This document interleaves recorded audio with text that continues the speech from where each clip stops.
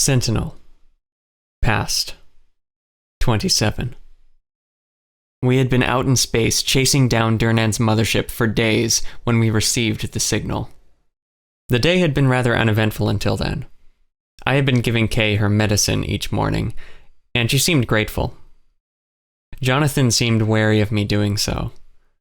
I wasn't sure why, but he seemed very protective of Kay. All the while, Joelle was acting a bit more cheerful than she had been before staying at Astroloth.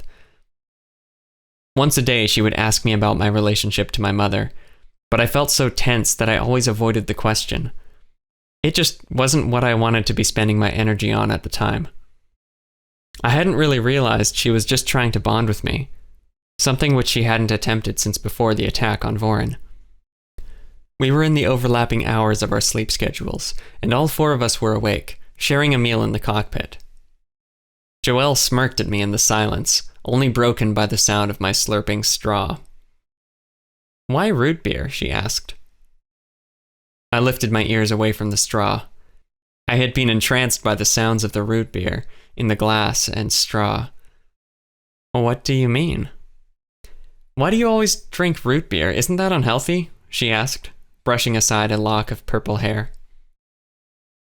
Kay leaned forward in her seat, taking a big bite of a sandwich and mumbling through her mouthful. "Yeah, I don't think I've seen you drink anything else since we met." Jonathan chimed in, sipping a cup of coffee. "If a human were to drink that much root beer, they'd be unfit for missions, to say the least." He relaxed in his seat. I exchanged glances with all of them, laughing and raising my ears. I just like root beer. And, while sugar is destructive to human physiology, it's actually pretty healthy for a Skyther. Liquid sugar is an essential part of our diet. Unlike humans, we metabolize sugar much more effectively, and maybe so, said Joelle, but I keep seeing you with your ears down, practically surrounding your glass when you drink, or when you pour yourself a glass. Jonathan turned to her, saying, "It's probably ASMR." Joelle and Jonathan started laughing, and Kay and I locked eyes. "What is that?" I asked. "Autonomous sensory meridian response," Jonathan replied. Essentially, it's a calming reaction to sensory input, usually a gentle kind of stimulus. It means certain sounds are pleasurable, maybe even make you feel tingly. He was smirking. Joelle shot me a glance. "It's just kind of cute." "Cute?" I said, tilting my head to the side. I admit, certain sounds and sensations did make me feel tingly. Jonathan said, "It's something experienced in humans fairly regularly, but it's cute to see a Skyther experiencing it," said Joelle. Her smile disappeared in a flash and she covered her mouth with her hand. "Oh, I'm sorry, I wasn't trying to... Kay glanced between them with her hands raised. "Look," she said, before swallowing a bite. "He just likes root beer. Does he need to explain why?" "It's fine, Kay," I said. I sipped some more root beer, savoring the taste and the sound. "It's just something that helps me relax and slow down my mind." Jonathan glanced to Joelle. "Not sure about Skythers, but I'm pretty sure there are countless studies which would suggest the opposite of that is true." They shared a warm laugh as Kay and I shrugged to each other. Sudden noise drowned out the laughter. Unease rippled out through my body. My ears twitched. A screeching signal cut into the cockpit, and I saw my companion start in surprise. The communications console in front of Joelle blinked urgently. Eyes locked to the console, I placed my drink on the counter beside me and stepped from my seat. I reached to answer the call. I paused as Joelle's hand gently touched my outstretched arm. Her eyes were full of concern. "Osax, wait." Kay mumbled through a mouthful as she put her sandwich aside and leaned in. "What's going on? What's that noise?" My heart rate was steadily rising as the significance of this sudden event began to sink in. The sound kept screeching throughout the cockpit. Jonathan's mechanical eye flickered and he quickly raised his fingers to it. He said, distracted as he fumbled with his prosthetic. It's the Alliance Code Alpha signal. Kay frowned. What alliance? Joelle slowly retracted her hand and her gaze fell. The alliance between humans and Skythers. Between the Tau and Astroloth. She grit her teeth, and I understood why she had stopped me from answering the call.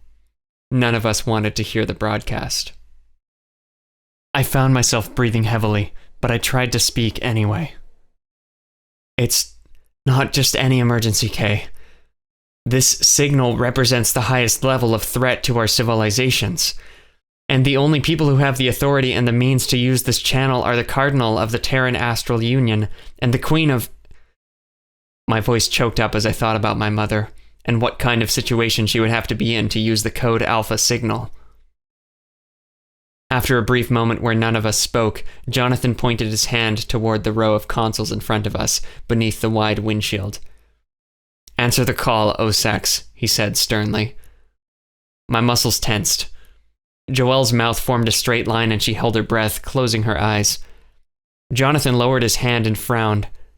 Kay blinked once, looking my way and smirking as if to shrug, but without moving her shoulders. I lowered my left hand to the metallic console in front of Joelle from which the lights and sounds of the Alpha signal emanated. My finger traced the plastic button that would answer the call, allowing us to hear the emergency message in full. I applied some gentle pressure, but not enough. I glanced to my side at the navigational system. With the help of my mother's quantum extender, our scanners could track the Valakor mothership to a solar system anywhere in the galaxy, and right now it was in an inconspicuous star system, far away from any notable human or Skyther settlements. I could feel the blood pulsing through my finger as it rested on the button. Only the sound of the signal beeping and screeching filled the room. I drew a slow breath. We don't know what he's done with the shade beam, I said. It could be anywhere. Jonathan twisted his jaw, his lips firmly closed. Kay frowned. Joelle looked up at me, and I saw a flicker of hope in her eyes. She grabbed my hand and decisively pressed my finger into the button. The screeching stopped, and was replaced by the sound of calm music. Joelle sat in the central seat, with Kay seated next to her on her left. Jonathan left his seat and stood behind them, leaning in over their shoulders, and I hunched beside Joelle as she clutched my hand. The blinking light faded and a holographic projector flickered to life. I felt Joelle grip my hand tighter and gasped. Duhrnan's unmistakable grin plastered his face as he spoke and shimmered in the glow of the hologram. Kay spat. How the hell is this bastard on here? Didn't you just say only the leaders of... Yes. I managed to force out through clenched mandibles. He shouldn't have access to this channel. This is being broadcast to every quantum communicator in the galaxy that can tune to this signal, whispered Joelle. What does he want? Duhrnan was speaking to us from the same dim, purplish room we had seen him in before. He rested his long muzzle on two fists, his remaining two arms gesturing casually as he spoke. Behind his chair, I could make out something moving in the darkness. A creature of some kind, large, playing with something, like a canine with a bone. I leaned my ears forward, trying to listen to Duhrnan's words, and the freakish growling of the monster he seemed to keep as a pet. Is not important. His voice seemed to slither out through his teeth. His eyes were wide slits, and he watched the camera in a way that I could only describe as predatory. All that matters is that by now most of you should be tuned in and listening. Hopefully watching as well, though I understand not everyone has access to visual communicators. He laughed to himself. Now, it's rude of me not to introduce myself, so I'll waste no more time. Duhrnan stood up out of his chair and waved his hands in an exaggerated human greeting. I am Duhrnan, Emperor of the Valakor. He bowed, his fangs stretching wide across his face. He wore dark-colored robes, accented with solid black armor plates. The reds, browns, and purples of his attire all mixed together in the haze of the hologram. When he stood back up, he nearly shouted, "And as of this moment, Emperor of this galaxy!" He lifted his top set of arms to the ceiling as if he had just won a prize, while his bottom two began clapping. Kay clenched her fists. "You're not my emperor." Jonathan tapped her on the shoulder. "You know he can't hear you. This is a one-way broadcast." Kay scoffed. "Yeah." I tensed, closing my fingers around Joelle's. The creature in the back rolled into view.